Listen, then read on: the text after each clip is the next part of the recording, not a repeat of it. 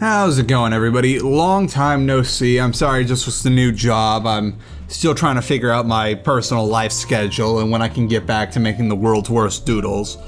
But in the meantime, some of you may have seen that Steam is now sort of filtering out reviews that have been done for Steam games that are not directly bought through Steam. Supposedly this is in reaction to a lot of people who got review keys from the developers or through PR services not disclosing that they were given the key for the purposes of review in their reviews. And now it seems that all non-Steam reviews, like anything that is not directly purchased through Steam, is filtered. And that might seem scary at first. Like, at first, when I first read a few headlines, I was like, oh crap, this is going to really upset the balance of things, because if your review's getting filtered, then it's going to be a lot less worthwhile, and if developers see that their review copies are getting them much less exposure, then they're not going to be so keen to give review copies, and that's going to sort of create a little collapse. Nothing extreme, but you get the idea. However, that doesn't seem to be the case. I looked through the headlines, and a lot of it seemed very alarmist after the fact that I checked, and I went through a few games that I have received keys for, like this game I have seen right here, or you are seeing right here, Subnautica, which I received a key for. And it's like the first thing you see at the very top of the page when you click on reviews, it'll say like, hey, you want to see purchase only? Do you want to see key redemption, I think they call it? Let me actually look at that. Steam is like right up here. I can just go, here's a good game, Black Sea Odyssey, a game I've been meaning to play forever. And it'll, like, when you go to the review page, like the store page, it'll just show the 42 reviews it's received, and that's like people that paid for the game and reviewed it. But then you immediately click on the review page to look at the reviews, and the very first thing you'll see is review type, which you can sort by positive, negative, just like any other storefront. Then you'll see the purchase type, which they'll say all Steam purchases or key activations. And if I click on all, it will now show me the overall for all.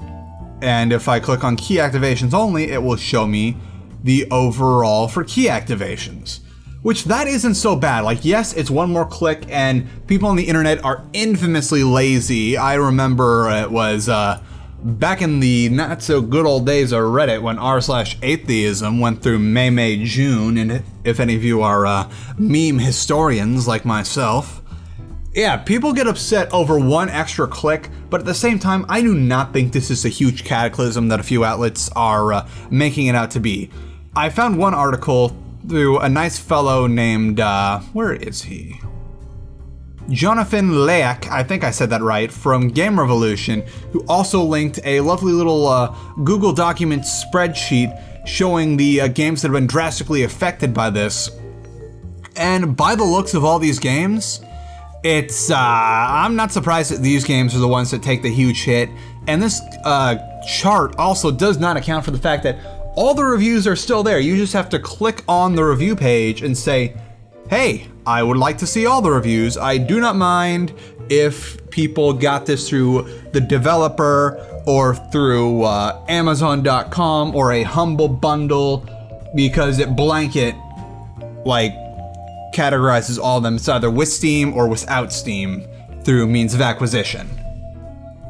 And let me see, what's a way to put a bow on this and ship it out? It's not much of an alarm. It's unfortunate that it had to come to this because too many people just absolutely refused to properly, what's the word? Disclose. Yes, that's a big word that everyone loves to say. Disclose that they got this game for free.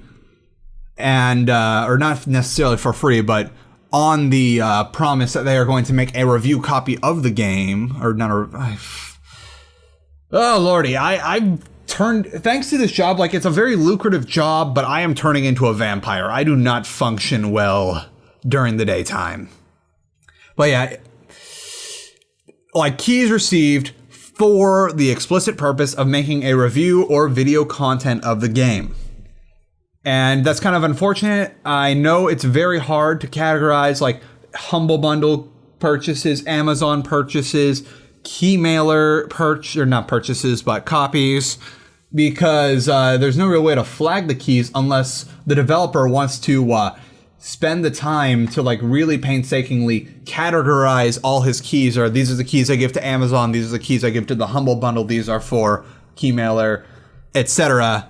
Which even then, like, Steam's already found a system that makes it work. So I doubt this is going to be improved upon since it's already doing the job it was set out to do.